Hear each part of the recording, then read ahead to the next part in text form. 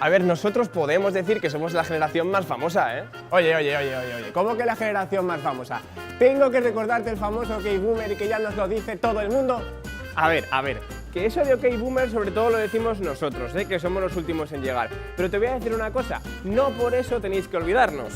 Olvidaros de nosotros sí que se olvida todo el mundo. Es que nos han llegado a llamar incluso la generación perdida.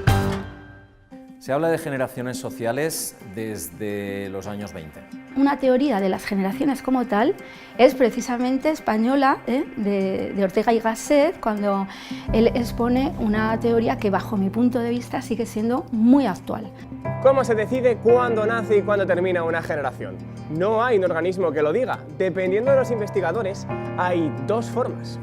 O piensas que cada X años nace una generación, porque sí, porque consideras que tiene una duración estándar, o consideras que son los cambios profundos en el contexto histórico los que provocan el nacimiento de una generación.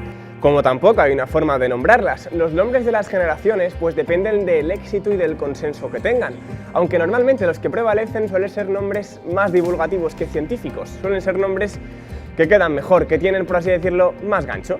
Por ejemplo, los millennials, pues nacieron de un libro publicado por dos sociólogos norteamericanos. El término rápidamente se popularizó y se extendió por todo el mundo. Most older Americans think that millennials are deficient in almost everything. Moral values.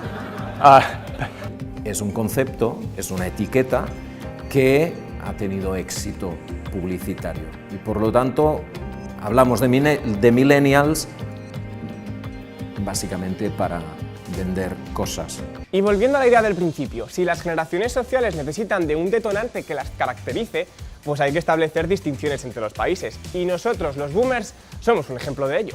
Según la definición de Estados Unidos, somos los nacidos entre el 46 y el 64, porque ciertos países registraron un repunte de la natalidad tras la Segunda Guerra Mundial.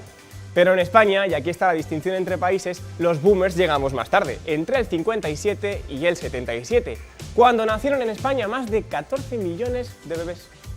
Por ejemplo, en Europa del Este, el año 89, 90, son un año de corte claramente que hace emerger la generación postsoviética.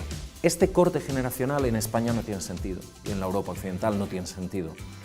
Por el contrario, nosotros, los millennials, que somos los nacidos entre el 81 y el 96, podemos ser de las generaciones que más características comunes compartimos entre países. Por efecto de la globalización, los millennials son con características muy parecidas en todo el mundo. ¿Por qué? Porque una de las características que tienen los millennials es las redes sociales.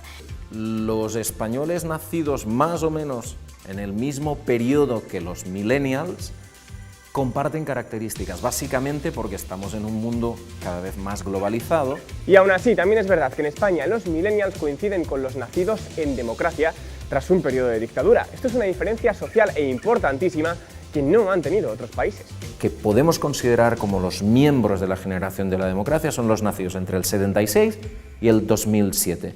¿Qué quiere decir eso? Quiere decir que en los próximos 30 años, posiblemente, esta va a ser la generación dominante. Y dominante, precisamente, es lo que nosotros no somos. Por eso se nos llama incluso la generación perdida. Somos los nacidos entre el 65 y el 80. Seguimos a los baby boomers y precisamente por eso, porque venimos después de una generación muy numerosa y muy importante, se nos considera generación perdida.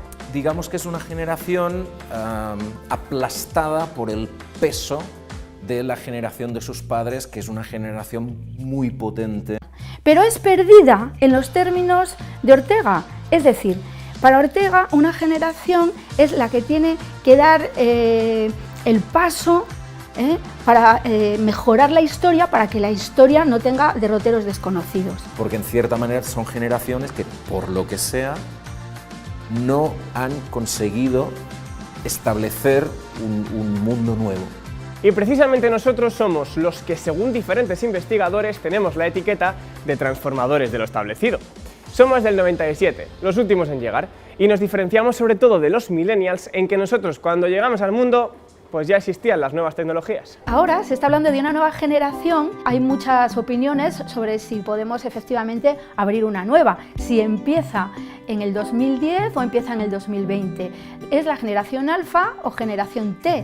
Es la generación alfa porque al terminar el alfabeto latino empezamos con el alfabeto griego. Hay muchas ganas de que nazcan nuevas generaciones. Entonces, cualquier motivo ya parece que sea suficiente como para que nazca una generación. La X, la Z, la millennial, la alfa. Bueno, desde un punto de vista estrictamente científico, que es mucho menos sexy que los puntos de vista publicitarios, no, vamos a tomárnoslo en calma.